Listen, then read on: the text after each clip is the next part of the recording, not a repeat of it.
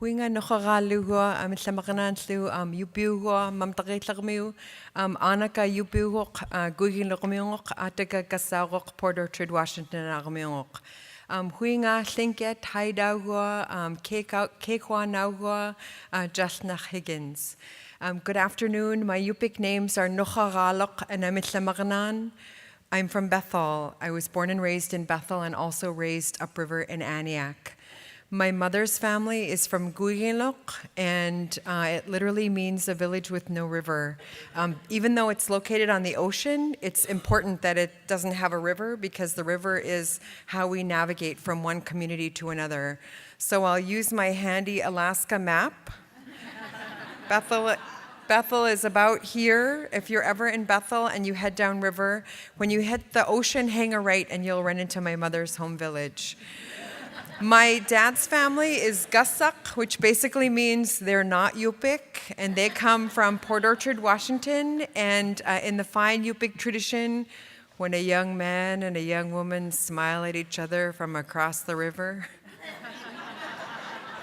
and they fall in love and get married and start a family, then he completely uproots himself and he moves to his wife's home village.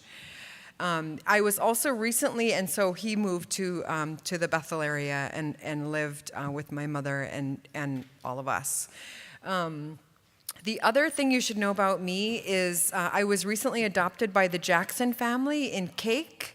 And I want to acknowledge my relatives who are here today, although they might be upstairs packing and checking out, or they might have just left in protest that I'm up here. My uncle Mike Jackson and my auntie Edna Jackson, my uncle Lincoln Bean, and my sisters Mona Evan, who's another Yupik from Cake, and my sister Dawn Jackson. I also know that there are lots of Yupiks who are here, Yupit. To you, my extended family, Kuyana Tailachi. I say that as if I am from this land, I'm not. And on that note, I want to say also Kuyana Jaknak to the Agua Caliente tribe for hosting us on your incredible land and allowing us to be able to share space here today. I want to also extend my thanks to the TLPI board, Jerry, Sarah, and Kelly, as well as to the DOJ. Allison, I loved what you said earlier. And I also want to thank the fellow panelists. It's sort of one of those moments in these positions where you're sitting there and you go, I'm not sure, was I supposed to be here? I'm not sure. It's sort of an odd thing that happens. Leadership is sort of a funny thing, and I agree. It's sort of the ladies in your life sort of push you forward and say, okay, your turn. And that's okay. The most important thing you should know about me is that I'm a village girl. Through and through, I am a village girl. And our average village size in Alaska is about 300 or 350 people, and I was born in Bethel and raised in Aniak. And for us, Bethel is huge. It is a community of 6,000 people. So we are like the New York City of the region. It's an area about the size of the state of Oregon, about 75,000 square miles, 58 federally recognized tribes, and no roads connecting any communities. You should know also about me, I'm a mother of 4 children. I have a 23-year-old and a 25-year-old, my older two, who are technically my niece and my nephew, they're my sister's kids, but they came to camp with us for a weekend one time, and they camped for 4.5 years, so they're my kids now. We often joke and comment about how it was one of the best weekends of our lives, and they have really enriched our lives incredibly. They came when they were in high school and in junior high. My younger 2 children are 17 and 15, and they're both girls, and I'm the luckiest mom in the world because I have teenage daughters, and for some reason, they still like me. And I'm not sure what I did to be able to pull that off, but I'm so glad. Whatever it is I stumbled into, I'm so grateful because they truly are. My children are my greatest accomplishments, and they make me a better person than I really am. You should know that my ACEs, my Adverse Childhood Experiences survey score is a 9. I'm a 9. The only one that I missed is that I don't have a parent who was incarcerated, but all of the others were me. Violence in the home, substance abuse, about 11, 12 years of sexual abuse from the time that I was 4 until the time that I was 14. And I share that with you today because I know I'm not the only one here with an ACEs score of 9. And I also share it with young people when I travel and when I speak to young people because I want them to know that although those experiences, those horrible experiences that never should happen to a child, they shouldn't even happen to an adult. Although those experiences happen to us, they don't have to define our future. We don't have to become the statistics that everybody says that we will be. Because by those statistics, I should be harming my own children. I should be having encounters with law enforcement. I don't, except in meetings like this. I should be struggling with substance use. I should be struggling with diabetes, heart disease. I should be struggling with obesity, but I will share on that one. I do have a fabulously aerodynamic seal-like shape. And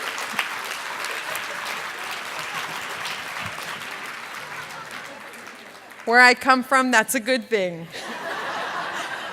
Because I'm a subsistence woman, and while I may be a subsistence fisherman, and while I may be slow on land, I'm real fast in the water, and I float real nice.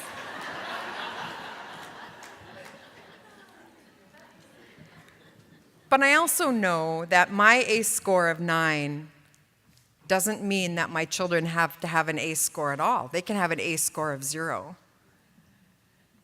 But it's so important to be able to share your story when you are ready and to be able to tell a trusted adult. And more than that, get the help that you need. Because until and unless you do, you're going to still be stuck at 7 years old or at 9 or at 14. And in your most critical moments, we need you to be a fully functional adult to be able to protect others who come after us. So sometimes these things are unexpected transitions. And you know, that's also, I should tell you, I am no longer the Lieutenant Governor of Alaska as of Monday at noon. I had the shortest tenure, I think, in Lieutenant Governor history. I became Lieutenant Governor in Alaska on October 16 under really unexpected and really challenging circumstances when my predecessor, a lifelong friend who I love dearly, resigned quite suddenly. And you know, isn't that just the way of women? That when something happens, we are often the ones who sweep in to do what needs to be done in the middle of sometimes crisis, in the middle of sometimes when things are really hard happening all around us.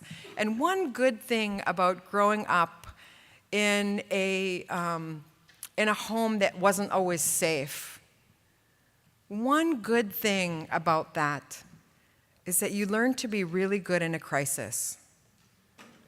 And the first thing we do always is we look around and we see, and we quickly assess who needs help, what needs to be done, what do we have to do first, what do we have to do second, and what do we have to do third. And we do what needs to be done. And we try to do it in a good way and a respectful way to make sure that we all move forward together and that we all heal.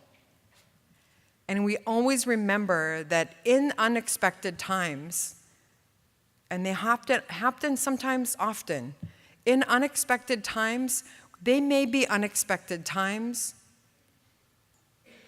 but we are not unexpected people. We carry the strength and the wisdom of thousands of people and thousands of years of resilience with us in everything that we do and in every step that we take. You know, I was that person who said, I would never, ever, never, never, never, never, ever, ever work for the state. Not going to happen. I spent 15 years in tribal health in Alaska. And some of my friends sat me down when Governor Walker became elected and asked if I would consider being commissioner of the Alaska Department of Health and Social Services. And I said, no. Nope, not going to happen. Nope, never, ever, never. No, no, no, no. Because I was a tribal health girl. And then I fell for the oldest trick in the book. Okay, we understand, but we need 3 names and we only have 2. You won't get it. You don't even know him. We just need 3 names, just 3. You'll be the last one, and geez, you're just holding everything up. Come on already. Don't be selfish. And so I said, okay, all right, you could put me on the list. Well, then apparently if you're on the list of 3 people, you actually have to do the interview. And when I went to do the interview, it was really quick. It was supposed to be 15 minutes, and it ended up being longer. And as we were talking, I realized, oh my gosh, I think I could actually work for this person. And then I realized, you know, I always choose my bosses very carefully. And so as he was interviewing me, that was done pretty quickly in about 10 minutes. I spent the rest of the hour and a half interviewing him.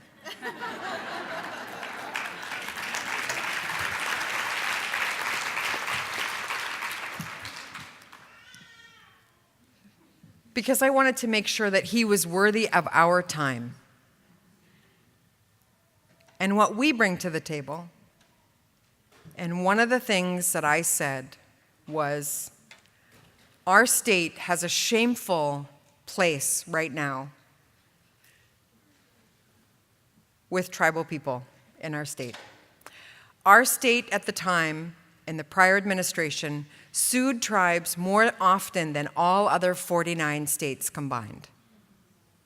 A shameful point in our history. And I said, you have to give me your word, and you have to promise that you will change that. I don't care how hard it is, I don't care how long it takes, but I expect you to change that. Otherwise, you are not worthy of our time. And he said, yes, I will do that, but I don't know how. You're going to have to help me with that. And I said, no problem. We come from good, hardworking stock. And the truth is, Alaska Native and American Indian people want what every other family wants. We want our children to be healthy and happy, and we want them to live in safe communities and be well educated. But because of where we live and because of our special status, we may have to do things differently than everybody else in order to accomplish that same outcome. And so we have to boldly do things differently in order for us to be able to achieve that. So these are the kinds of things that we did. Alaska negotiated and signed a little over a year ago the first ever statewide compact between tribes and a state for any tribe who wanted to assume ownership and control of our child welfare system. We signed the Alaska Tribal Child Welfare Compact. And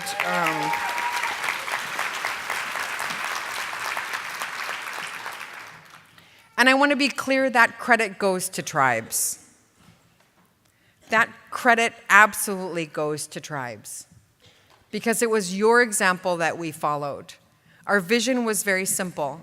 Our vision was Alaska Native cultures keep Alaska Native children safe. And if we believe that, then it only makes sense for us to be able to honor our time-honored traditions of turning those services over and negotiating agreements with tribes for them to be able to provide services on their own behalf. There were 18 co-signers to the compact, representing over 160 tribes. Some of them are here tonight, or today. And I know that Kanaitsi is here. Bernadine was actually a signatory to the compact. And Alex Cleghorn from the Department of Law is here, who helped us to change that dynamic and to change that conversation. And it really started with a very honest conversation that went like this. We know that what we're doing right now, the state's interactions with children and families, is not working. And in order to be able to change that, we need to know the truth of how bad things are. We want to hear the truth. And anytime you ask for that kind of truth, things get very real very fast. But that's what it took, an honest conversation. We had to do that first in order for us to be able to move forward. Today, over 90 tribes in Alaska are receiving initial reports of harm. The very first time it happens. We're not waiting until an investigation. We're not waiting until it arrives to a more formal intervention. First report of harm, those tribes are now receiving that information because we know that the soonest opportunity they have to be able to receive that information is they're able to wrap services around that child and that family to be able to get them what they need, so that it doesn't result in a formal intervention later. I think I've spoken way over time, so I'm just going to leave with some advice. One of my favorite quotes is, "Here, take my advice, I'm not using it." But these are the ones that I actually have used. My grandmother, the late Dagalok Annie David, was from Qinak, and it's a village that people don't live anymore. The spirits still live there, but it's by Dundudulak. And what she taught me is that if you lead with love, you will never stand alone. If you lead with love, you will never stand alone. The second thing I've learned is as you move forward in your career, don't believe your own hype. That's the worst thing you can do. Don't believe your own hype. And when you work in an organization that has its own public relations and people do press releases and all kinds of other stuff, don't believe your own hype. It's not real. It's not. Because when I leave work some days, I'm like everybody else. I try not to cry at work, but there are some days I get in my car and I cry all the way home. And there are days when I tell myself out loud, don't save the worst part of who you are for your children and your family. Save some of the best. Don't give it all away. Don't save the world at the expense of your own children. I've also learned the third lesson is, I used to think that you should do something even though it's hard. And what I've learned, I learned this through the dental health aid therapy program, is sometimes you have to do something because it's hard, because it's hard. Because a lot of people won't be comfortable being first, to do something revolutionary, to do something transformative, because it is so hard to stand in that harsh light of judgment, waiting for what feels like an eternity for somebody else to join you. But a lot of people will be comfortable being second or third or fourth or fifth, but somebody has to be first. So do something because it's hard. And the last thing that I learned, also because of the dental health aid therapy program, is people will do the most amazing things, under the most impossible of conditions for the right reasons. People will do the most amazing things under the most impossible conditions for the right reasons. And children and families are always the right reasons. So to each of you, thank you so much